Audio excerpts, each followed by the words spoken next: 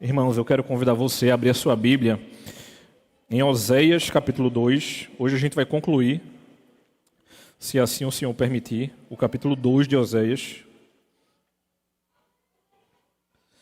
E como o reverendo Ronaldo falou na semana passada, hoje é a parte da esperança, da alegria dentro do capítulo. Domingo passado foi só pancada, né? Eu não vou dizer que não vai ter pancada hoje, porque eu preciso lembrar algumas coisas a vocês. Mas hoje vai ser mais ameno, vai ser mais alegre. Então aí, Oséias capítulo 2, a partir do versículo 14.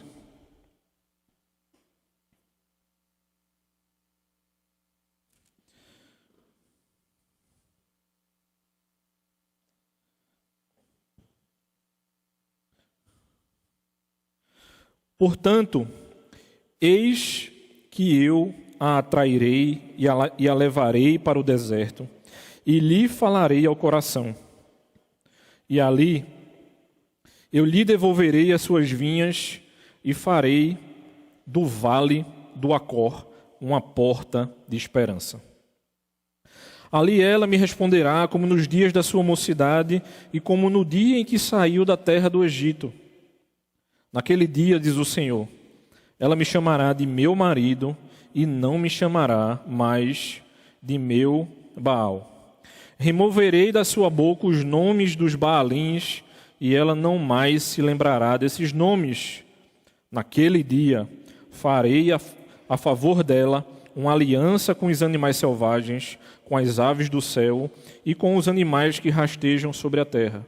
Tirarei da terra o arco, a espada e a guerra, e farei com que o meu povo repouse em segurança. Farei de você a minha esposa para sempre.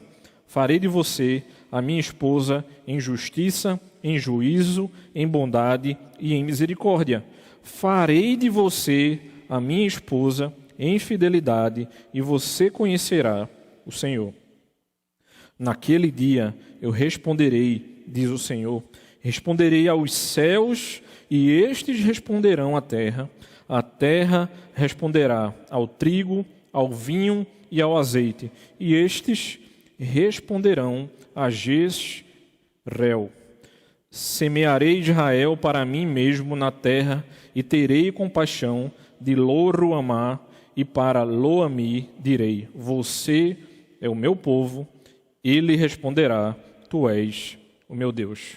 Oremos mais uma vez, irmãos.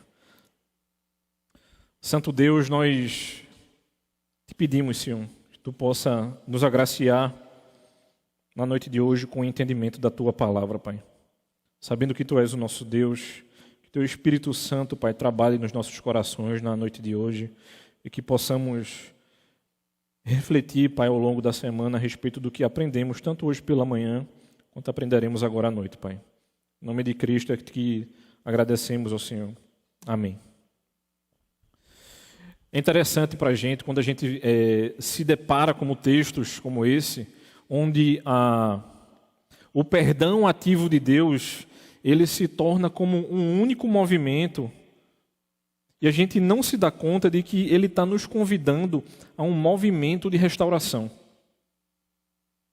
Isso deveria ser um movimento diário dos nossos corações.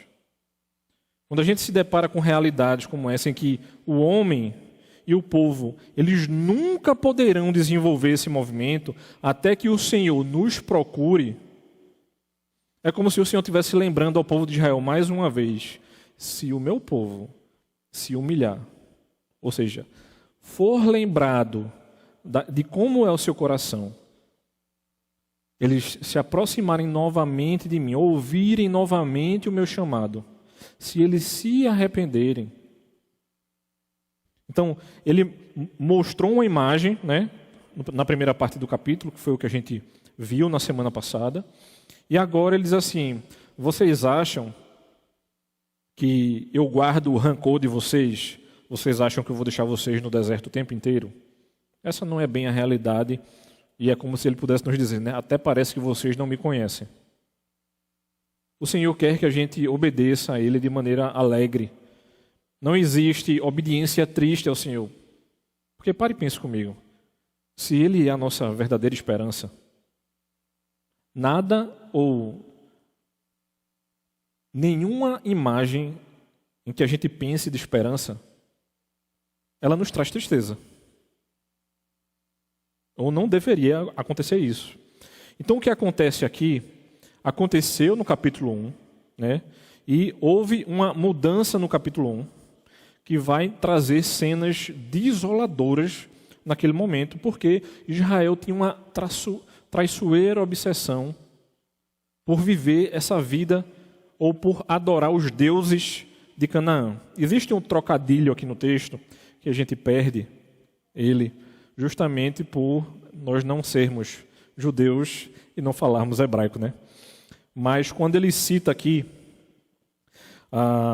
no versículo 16, ela me chamará de meu marido e não me chamará mais de meu Baal. Meu Baal, na língua hebraica, além de ser o nome de um Deus, é meu Senhor.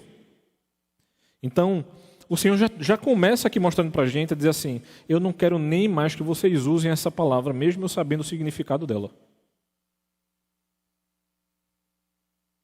Porque aquele Deus não é o Senhor de vocês, e vocês corriqueiramente se entregavam e se deixavam se perder por conta dessas coisas. Então veja bem como são as coisas.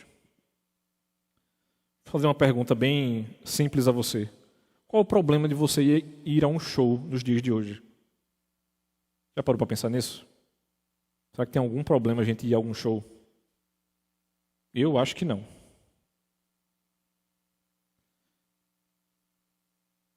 Durante o período de carnaval agora, eu estava conversando com um grupo de amigos ontem, e conversei também hoje, essa semana, eu perguntei a ela, se eu fosse num show durante o carnaval, você teria problema com isso? Você já parou para pensar nisso aí? Eu não estou falando de você ir para as ladeiras de Olinda ou ir para o Galo. Vão haver vários polos de shows que não vai ter nada de carnavalesco ali, é um show, ponto.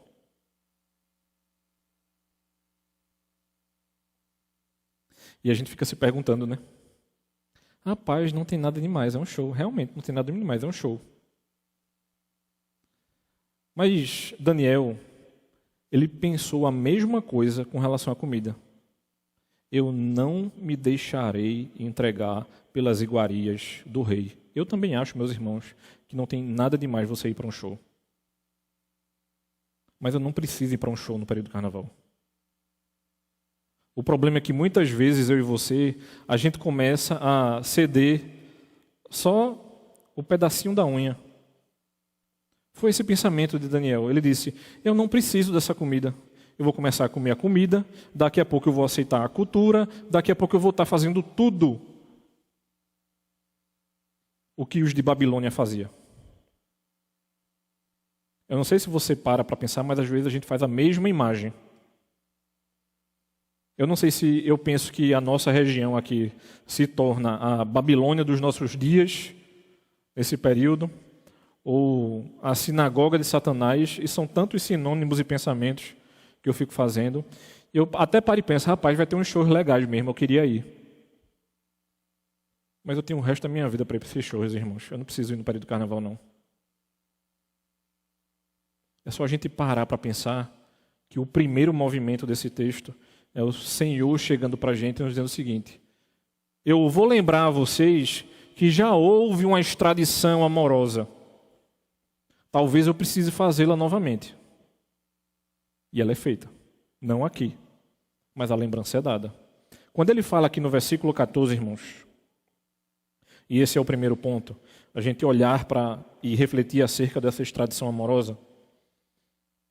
Portanto, eis que eu a atrairei e a levarei para o deserto. Esse movimento do deserto não é obrigatoriamente um lugar, mas é o afastamento.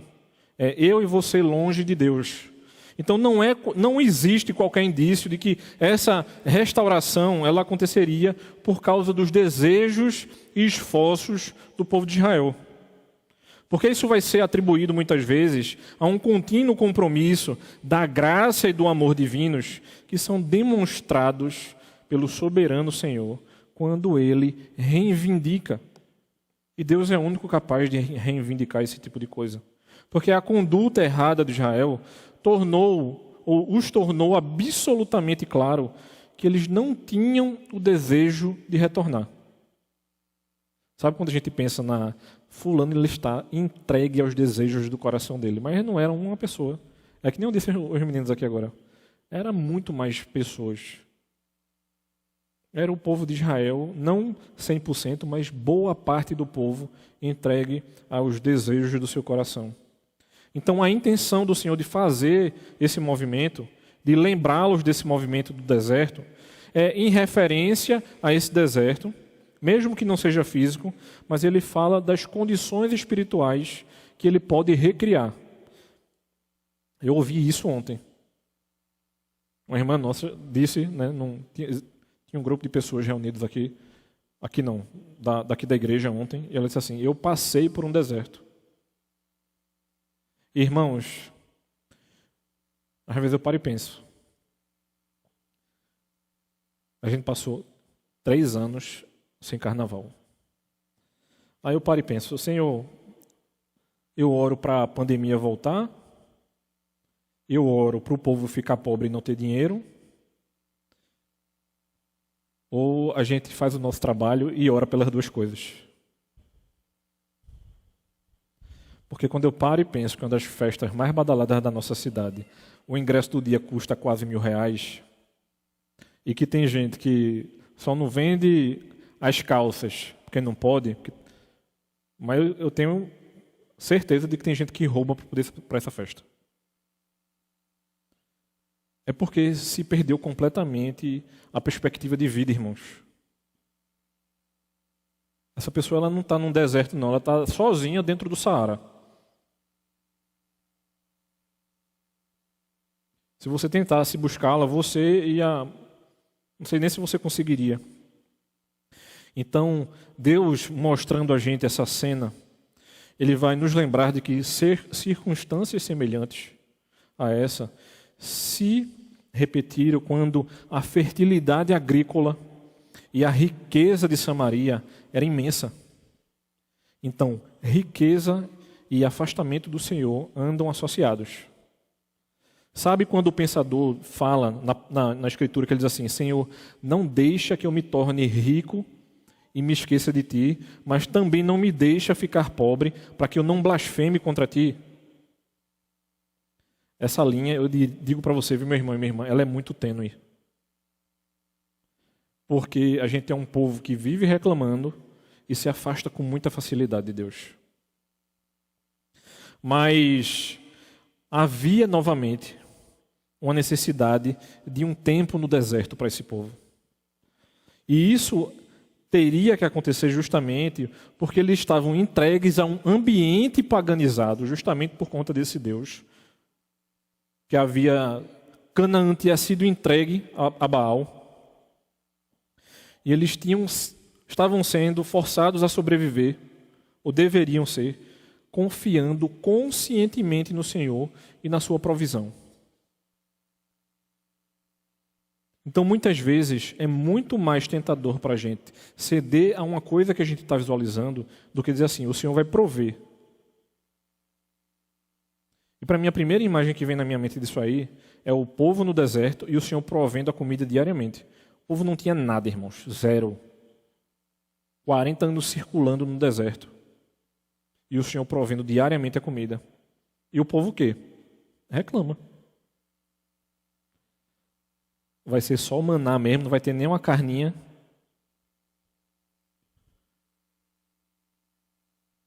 Deus poderia ter dito: não, vai ser só o maná.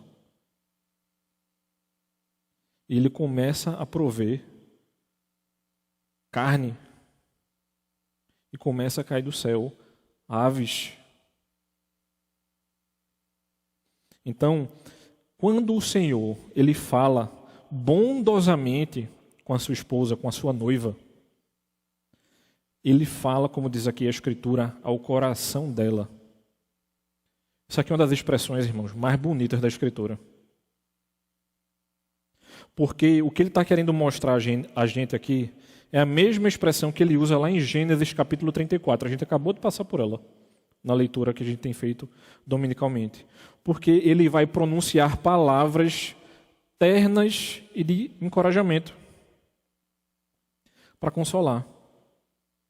É quando o Senhor chega a mim, a você, meu irmão e minha irmã, Ele diz o seguinte: eu sei que você está entregue ao seu pecado, mas eu estou chamando você novamente a andar comigo. Venha caminhar comigo.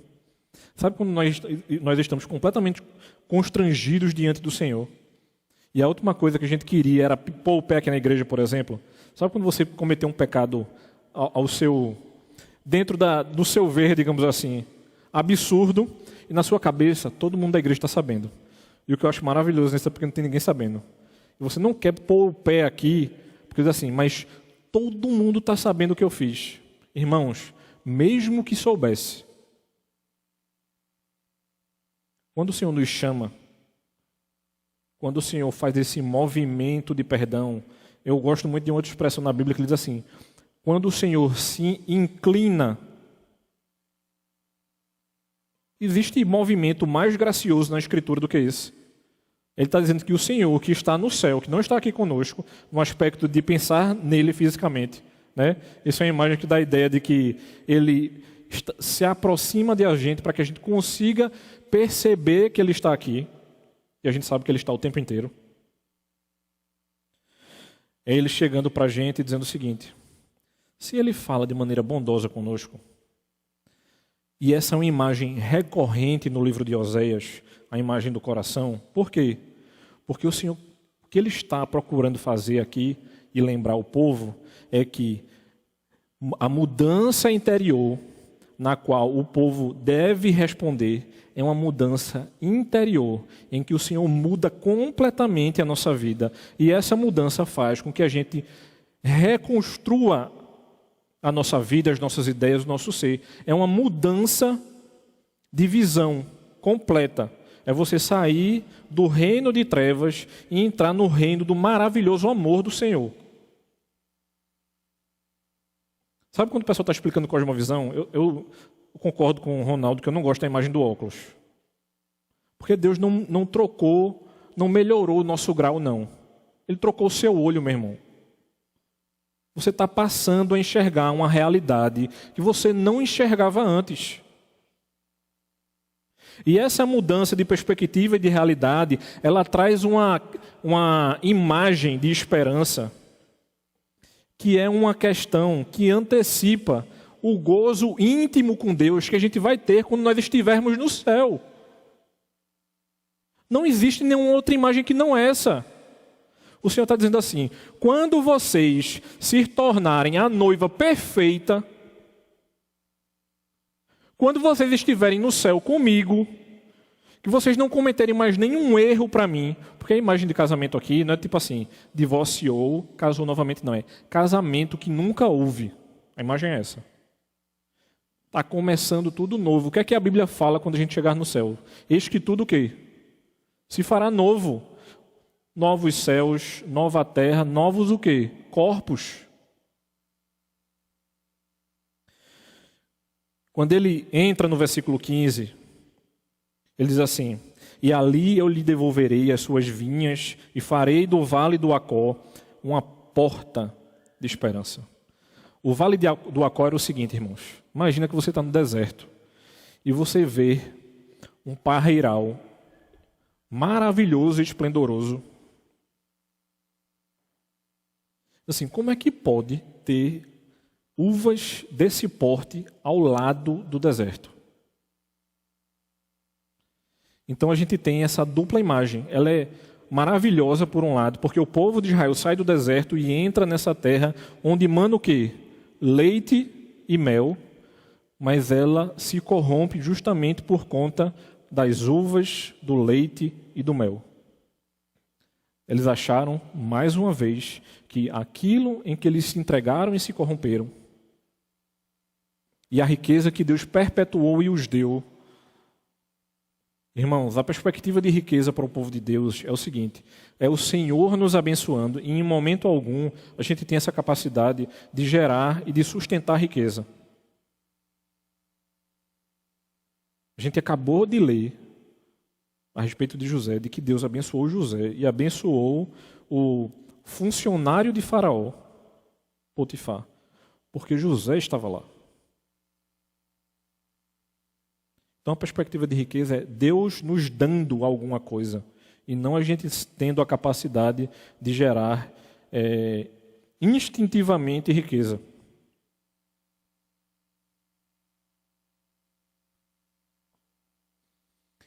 E o que Deus esperava de Israel era uma resposta genuína e jubilosa ao modo como o Senhor já tinha dito anteriormente. E Ele queria que isso acontecesse novamente. Eles deveriam prestar uma cuidadosa atenção à situação em que eles foram colocados. Eu posso mandar vocês novamente para esse deserto.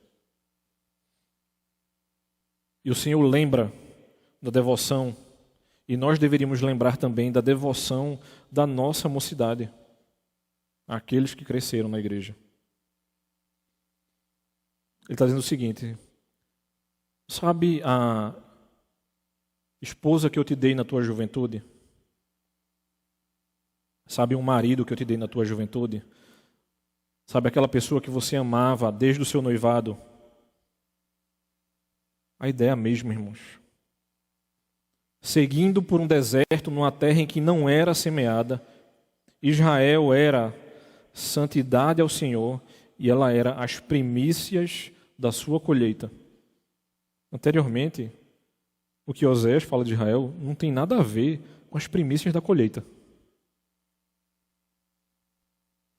Só não chamou ela, domingo passado, de arroz doce. Mas o resto, ele disse. A imagem que ele pinta é terrível. Mas o Senhor lembra a gente mais uma vez. Enquanto e mesmo que Israel tivesse cometido muitos erros, se ela se curvasse e entendesse que a partir do ensinamento que Deus estava dando, ela poderia novamente ser marcada por um progresso, mesmo que nós saibamos que o nosso progresso é um progresso vacilante. A gente nunca é uma curva que só sobe. Eu costumo dizer que a nossa vida ela é uma senoide. Já viu as de exatas, né? Ela está aqui, de repente ela... E a gente busca o Senhor e ela volta a subir novamente. E a gente vacila e cai novamente. Eu acho que, na verdade, a gente deveria buscar ter uma vida constante. Mas nem sempre a gente consegue ter essa imagem. E aí o Senhor mostra a gente uma segunda imagem importante dentro do texto. E ele começa a fazer uma repetição importante para a gente. A partir do versículo 16, ele vai repetir 3 vezes dentro do texto, naquele dia. Então essas são as 3 divisões do texto, antes dele fazer essa introdução, a partir do verso 14. Então, verso 16, naquele dia, diz o Senhor, verso 18 novamente, naquele dia, e verso 21, naquele dia. E aí o Senhor lembra ao povo de Israel, a partir do verso 16, o seguinte: ela me chamará de meu marido e não me chamará mais de meu Senhor. O Senhor muda a imagem aqui. Ele muda a palavra de homem ou de senhor para homem. Eu não quero mais que você nem use mais essa expressão. Não faz mais sentido você usá-la. Você vai usar para quê? Simplesmente para começar a gerar novamente confusão na sua mente e coração. E você se entregar novamente a esse Deus. É isso mesmo que você quer? Porque o relacionamento em que o Senhor estava chamando o povo de Israel para restaurar, e o que ele estava dizendo aqui é o seguinte: eu quero purificar vocês novamente. E a gente entende e percebe uma purificação amorosa, cuidadosa do Senhor. Porque ele queria justamente que a sua esposa fosse purificada de qualquer estrutura que pudesse gerar confusão. E não somente isso. No verso 17 ele também vai mostrar para que você não volte aos seus costumes ímpios do passado. Os nossos costumes ímpios do passado, eles retomam a nossa mente com mais constância, irmãos, do que a gente imagina. Vez por outra a gente para pensar: e aí, eu já fiz isso, né? Deixa teu coração aí para tu ver onde vai acabar. Eu garanto a você que eu não encontrarei mais você aqui. Nem eu e nem a maioria dos irmãos que se encontram aqui na noite de hoje.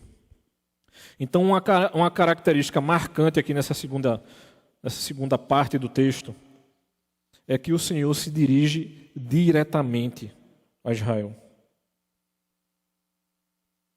E não somente. Ele diz que os dias de separação acabaram. A partir do momento em que essa esposa responde verdadeiramente, os cônjuges voltam a se falar. A comunicação, ela é reconstruída e retomada. Eu não tenho mais um casal separado por conta da impiedade de um dos cônjuges. Então, para que eles pudessem evitar qualquer tipo de confusão, em vez de usar essa estrutura de senhor e passar agora de chamar de meu marido, isso não é somente uma correção para que eles não se entregassem novamente à sua pecaminosidade, mas também é Deus lembrando. É uma orientação cuidadosa e terna do Senhor e dizendo o seguinte: eu não errarei contra você, eu cuidarei de você para sempre, você não sofrerá mais como você tem sofrido em todas as vezes que você se entrega à sua pecaminosidade. Então esse cuidado que o Senhor demonstra para a gente é justamente a oposição de quando o povo se entregou aos cuidados de Baal, quando passou a adorar. E ele vai usar uma palavra aqui, que ele diz o seguinte: de que o povo não lembre mais. A palavra no original, irmãos, lembrar, ela é usada em contexto cultico. Então, por exemplo, a gente vai achar essa expressão em Êxodo capítulo 20. Em todo lugar em que façam que meu nome seja lembrado. Então Deus não queria mais que o povo usasse esse tipo de expressão por conta de quem eles adoravam. E o nome do Senhor não poderia mais ser induzido a lembrar, por exemplo, como a gente pode ver no Salmo 20. E desse modo, essa menção a Baal cai e ela é completamente banida do culto do povo de Israel. Eu não quero nem mais que vocês pensem nessa palavra. Mesmo que vocês me considerem como o Senhor da vida de vocês. Eu não quero mais que vocês se utilizem dessa expressão. Então a gente sai dessa imagem de um êxodo, certo? Para um cenário de purificação, e a gente entra na terceira imagem do texto, que é justamente a questão dessa aliança amorosa. Então, Senhor, lembra o povo, ele mostra em como ele cuida, e agora ele diz o seguinte: se vocês, que são o meu povo, me obedecerem, se voltarem verdadeiramente para mim, vocês vão voltar a viver aquilo que eu prometi e construí para que vocês vivessem. E aí ele diz: naquele dia farei a favor dela uma aliança com os animais selvagens, com as aves do céu e com os animais que rastejam sobre a terra. Tirarei da terra o arco, a espada e a guerra, e farei com que o meu povo repouse em segurança. Farei de você a minha esposa para sempre. Farei de você a minha esposa em justiça, em juízo, em bondade e em misericórdia. Farei de você a minha esposa em fidelidade, e você conhecerá o Senhor. Isso é um outro vislumbre, irmãos, em que o Senhor nos mostra. Ele vai conceder ao povo que está sendo restaurado, e ele vai expressar isso através de duas palavras: aliança e noivado. Eu farei com vocês novamente uma aliança, e vocês serão novamente a minha noiva. Naquele dia, essa expressão ela vai refletir esse período em que o povo, sendo restaurado, que é mencionado aqui em primeiro lugar no verso 16, ela é uma descrição de libertação, em que o povo estava fugindo dessa maldição e se conectando novamente com o Senhor em aliança. Então, não haveria mais, por exemplo, nenhuma invasão militar. Se não vai haver mais guerra, irmãos, o Senhor está falando de onde? Não é daqui, né? Essa é uma imagem que o Senhor já está jogando lá para frente. Vocês serão o meu povo, vocês serão a minha esposa eternamente, para sempre. Essa imagem é apresentada também lá no texto de Levítico, de segurança, de proteção, ausência de fome. o vale do Acor não aparece aqui. Eu sei que vocês usaram o vale para se prostituírem, mas agora eu estou mostrando novamente ao vale, assim como eu mostrei ao povo que veio ver. Um dos brasões do povo de Israel ainda hoje, irmãos, são 2 espias carregando um super cacho de uva. Obviamente, eles não fazem ideia do que completamente está sendo apresentado nessa cena aqui. Porque a provisão do Senhor, ela não é nem limitada e muito menos indiferente. O Senhor, apesar de impor a sua vontade sobre nós, sobre os animais, nós temos aqui um relato em perspectiva da criação. Assim como os animais já foram controlados, eu controlarei mais uma vez esses animais. Eles não mais matarão vocês. Vocês não se tornarão presas desses animais. Vocês não morrerão por aqueles que rastejam e muito menos pelos selvagens ou por qualquer um outro. E essa situação aqui lembra com muita clareza para a gente o pacto que é feito a Noé. Vocês não serão destruídos por mais nada. Nem a natureza, nem os animais, nem a espada, nem a guerra, nem nada. Vocês terão paz comigo e viverão verdadeiramente o que é a paz. O problema, irmãos, é que normalmente nós perdemos essa imagem da perspectiva do nosso dia a dia, do que acontece na nossa vida. Eclesiastes capítulo 7, versículo 29, ele lembra a gente de que quem entra em problemas somos nós. Não é o Senhor que nos coloca neles. Deus nos diz, no mesmo texto de Eclesiastes, que Ele nos fez simples. Mas nós é que entramos nessas situações em que nossa vida é complicada. Então, essas intervenções espirituais em que o Senhor permite e nos lembra dessa nova aliança, e mais uma vez da aliança que foi feita, e a aliança feita ao povo aqui, que já havia sido feito a outros. Esses homens eram lembrados constantemente, e nós, como igreja do Senhor, precisamos ser constantemente lembrados disso, porque a nossa memória ela é curta e a gente sabe muito bem disso. Não é uma aliança feita com um reino material que o Senhor tem em vista, irmãos. Cristo não era um rei terreno somente. Ele é o Senhor soberano que reina sobre tudo e todos.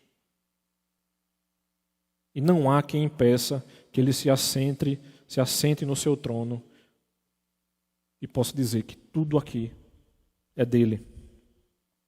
E quando ele chega nessa imagem de que tomará como esposa para mim, ele vai justamente apontar para esse novo casamento que estava sendo plenamente consumado. E essa metáfora ela é usada para estabelecer esse novo relacionamento sem acusações, sem recriminações e sem falar mais nada sobre os erros do passado. Sabe como é o nome disso, irmãos? Eu falei para as crianças. Isso é perdão. Não é que você não lembre, não é que você não saiba, mas você não fala mais nada. Pare de ser como uma mulher rixosa, que só vive relembrando e falando das coisas. Você perdoou verdadeiramente as coisas que aconteceram? Ou você fica feito uma goteira pingando do que está acontecendo? Muitas vezes a gente não sabe lidar com o perdão. Imagina se toda vez que a gente entrasse no nosso quarto, como a Bíblia orienta, fechasse a porta, fosse ler a palavra e orar, o Senhor chegasse para a gente assim, está lembrado, né? Eu já perdoei 50.298 vezes e quase que você comete o 293 agora. Se isso acontecesse, sendo bem honesto, irmãos, ia ser um martírio orar. A gente sabe que o Senhor nos lembra daquilo que a gente comete, através daquilo que a gente aprende na sua escritura, através das coisas que acontecem e do próprio Espírito. mas isso é para que a gente reconheça a nossa pequenez diante do Senhor e saibamos e sejamos lembrados de que Ele é o verdadeiro Deus e que nós não somos nada. Então, essa retidão, ela não é uma questão de cumprir simplesmente por cumprir, mas é uma questão, irmãos, que remete à misericórdia e compaixão. O culto deve nos lembrar acerca disso. Deus é um Deus misericordioso e compassivo. Não é somente as pessoas que estão no carnaval que deveriam ser destruídas, não, irmão. Essa igreja ela já deveria ter sido fulminada há muito tempo. Porque nós não somos nada perante o Senhor. E não adianta a gente ficar comparando, mas eu estou aqui no culto e eles estão lá. O Senhor diz, grande coisa. Vocês não lembram do pecado de vocês. A gente foi lembrado domingo passado. A sorte é que o texto traz essa palavra amorosa e cuidadosa aos nossos corações no dia de hoje. E a gente louva o Senhor também por isso. Então, deixem, irmãos, a justiça do Senhor correr como as águas correm. E a retidão como uma torrente contínua. Isso a gente pode ver lá em Amós, capítulo 5, versículo 24. E o amor que o Senhor retrata aqui é um amor fiel que somente Ele tem para conosco e que a gente não consegue ter para com Ele. E isso só acontece de nós para com Ele porque nós somos e fomos justificados em Cristo. Porque nós não somos justos e capazes de nos colocar no movimento inverso.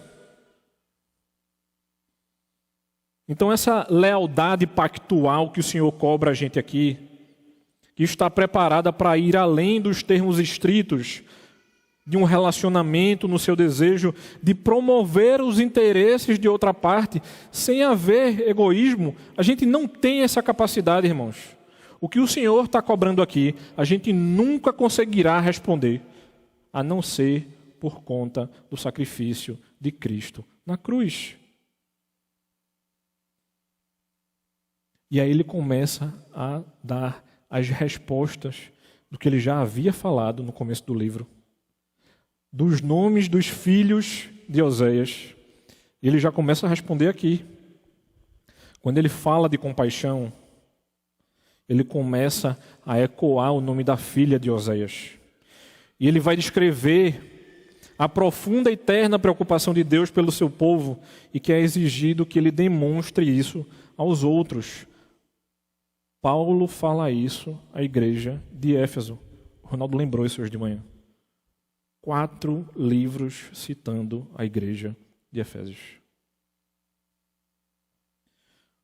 Efésios capítulo 5, versículo 2 diz o seguinte: andem em amor, assim como Cristo nos amou e se deu por nós.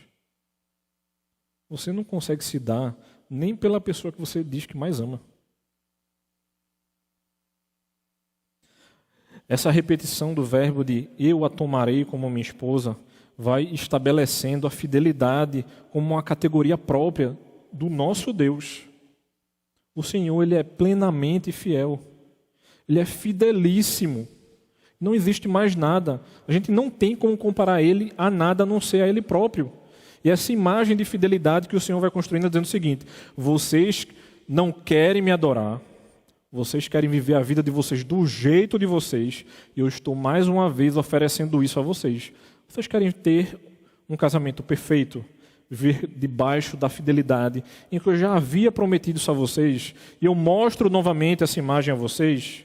Será que vocês me conhecem como eu apresento a vocês a imagem de conhecer, da intimidade do casamento, de fornecer uma combinação apropriada para que esse arranjo divino em relação à noiva pudesse acontecer? Isso vai reverter e dispersar os anteriores, irmãos, que foi falado lá no versículo 8 e também no 13. Ela não conhece, a mim ela esqueceu. Veja bem o que vai ser falado aqui. Farei, versículo 20, farei de você a minha esposa em fidelidade, e você conhecerá o Senhor. E a última imagem do texto. é justamente essa restauração amorosa. Não tem como olhar para esse texto, irmãos, e não pensar em criação, queda, redenção e consumação. O Senhor acabou de fazer esse movimento aqui. Vocês foram criados em perfeição, vocês se entregaram aos desejos de vocês. Eu ofereço a vocês restauração para que vocês vivam em plenitude comigo. Essa menção no texto do versículo 22, em que estes responderão a Jezreel, se aplica à imagem de Israel restaurada, que será beneficiada da riqueza da terra. Ou seja, Deus semeia não mais juízo, mas semeia bênção eternamente. Israel vivendo em sua perfeição, o povo de Israel, o povo de Deus vivendo dentro dessa perfeição, e ele diz: e eu a semearei. É um trocadilho com essa palavra. Deus semeará. A referência deixa de ser negativa, e a gente volta de novo para a referência de Jacó. E agora ele reflete um número de prosperidade material do povo, porque a gente vai ter tudo o que quisermos, sendo que, na verdade, a gente não vai desejar mais nada que seja errado. A gente vai estar vivendo em perfeição. Por quê? Porque a semeadura do povo de Deus aponta para um aumento maciço, não somente em número, que estava associado com a reunião dos gentios, mas as promessas mútuas de um relacionamento renovado passa a substituir palavras anteriores, como vimos na semana passada, de alienação e reprovação.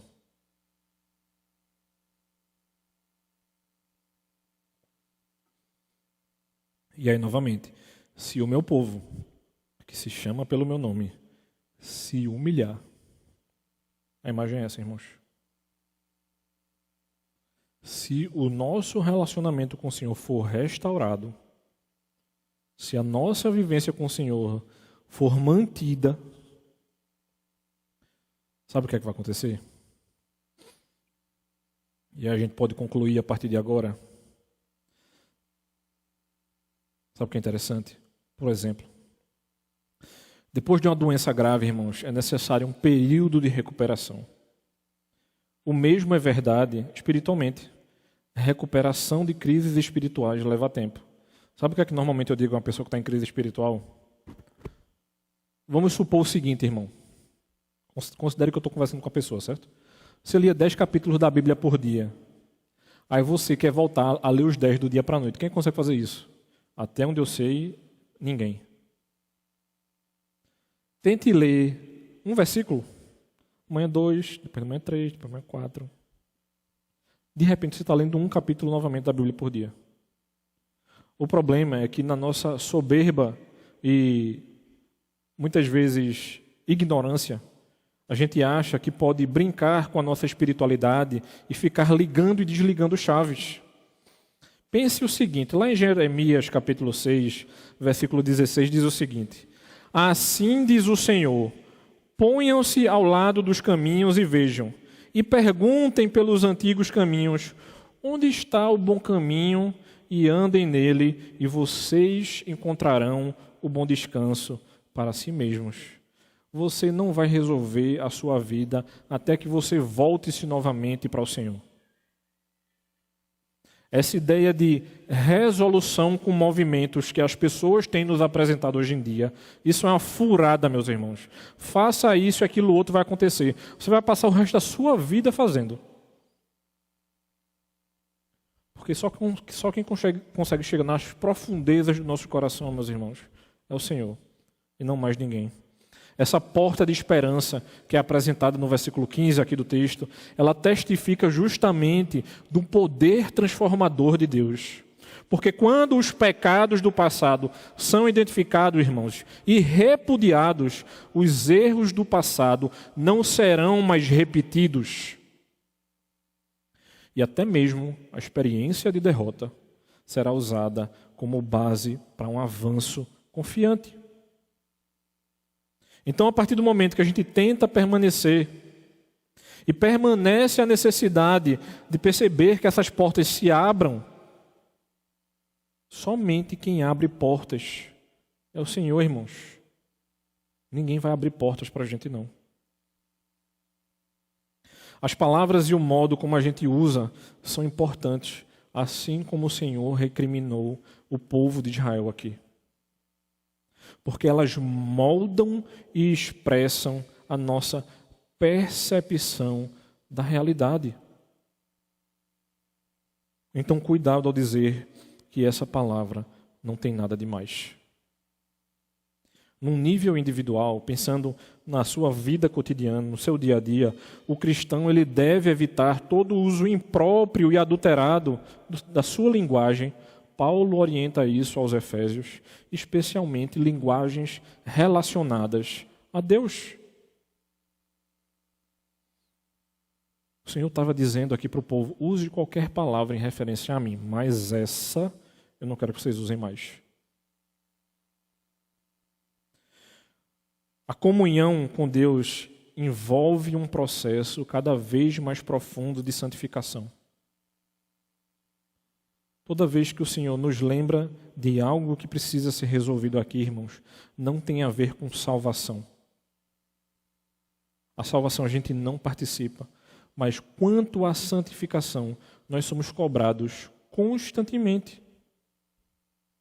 E essa santificação deve nos lembrar e nos mostrar de que o crente dissocia ou deve dissociar uma conduta fútil do seu passado e ser renovado interiormente e verdadeiramente a respeito de santidade e justiça. Então, o nosso foco como cristãos, como filhos de Deus, na apreciação da sua graça e amor, não devem deixar espaço seja para o pensamento, ou seja para qualquer tipo de afeição em relação a qualquer outra coisa que não a Deus. Adore a mim, ou ame a mim, acima de todas as coisas. Enquanto, irmãos, vocês estiverem amando mais o seu pai, a sua mãe, o seu marido, a sua esposa, os seus filhos, você vai ser sugado por esse amor. Porque você inverteu uma estrutura que não foi feita para ser invertida. Quando Deus lembra dessa menção aos Baalins no versículo 17, Ele tende a fazer com que a mensagem de Oséias, irmãos, pareça talvez desconectada conosco. Ou até mesmo desconectada das referências ao Novo Testamento. Mas idolatria é idolatria em Oséias, é idolatria em Efésios, como é idolatria aqui, irmãos. Independente do que você idolatre, idolatria é a mesma coisa para o Senhor. Seja a Baal, seja a Nossa Senhora, seja lá quem for. Pode ser até o seu carro. A explicação que Paulo dá aos Efésios e que ele dá aos Colossenses é que aquele que cobiça é idólatra. Ele vai apontar justamente para onde o nosso coração está envolvido. É por isso que o 9º mandamento e o 10º andam próximos. É aquilo que você desejou, é aquilo que você cobiçou. Então, a plenitude do que está descrito aqui verdadeiramente aguarda a vinda do Messias, que é a única obra que nos dá base, irmãos. Não há nada outra coisa que nos dê base. Não há nada que assegure a harmonia da Igreja de Cristo que não Ele. Oséias já apontava para o Messias que viria. Paulo aos Gálatas, capítulo 5, versículo 25, diz: se vivermos pelo Espírito, andemos igualmente pelo Espírito. A tarefa de aperfeiçoar a santidade no temor de Deus é algo que o Deus da paz, Ele irá assegurar, nos levando à perfeição, de modo de que todos os que estão em Cristo serão mantidos inculpáveis na sua vinda. Nós não somos inculpáveis por conta do nosso coração, nem daquilo que a gente faz. A gente sabe muito bem porque a gente se torna inculpável. Porque esse Cristo nos justificou, como eu já havia dito. O modo em como o Senhor lidou com Israel aqui, ele prefigura o que seria alcançado por meio daquele que era a imagem máxima de tudo que Israel deveria ter sido. Muitas vezes a gente fala aqui de tipos. Israel foi um tipo, Davi foi um tipo. E a gente consegue ter várias imagens no Antigo Testamento. Israel deveria ter sido esse povo aqui. Deus chamou para que pudesse ser o povo de Deus e não conseguiu. Mas a gente sabe que aquele que foi à cruz, ele venceu a morte. Ele está sentado à destra do Pai. Por quê? Por meio da sua identificação com não meu povo, como diz aqui o texto, ele se tornou não meu filho. O que é que Cristo fala na cruz? Meu Deus, por que me desamparaste? Mas ele se humilhou ao se tornar obediente a ponto de morrer, mesmo numa cruz. Cristo também derrubou, irmãos, a parede de hostilidade, de separação entre judeus e gentios, para criar para si um novo homem em lugar de dois. E com base nisso, tanto Paulo quanto Pedro, seja em Romanos capítulo 9 ou na primeira carta de Pedro, eles não hesitavam em ver o cumprimento do versículo 23 aqui na bênção da unidade obtida nos tempos da igreja do Novo Testamento.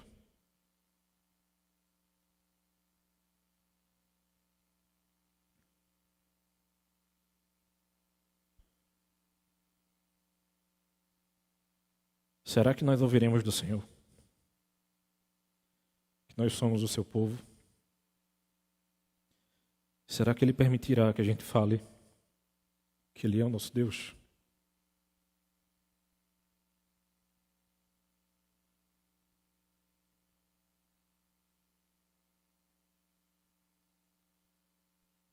Oremos, irmãos.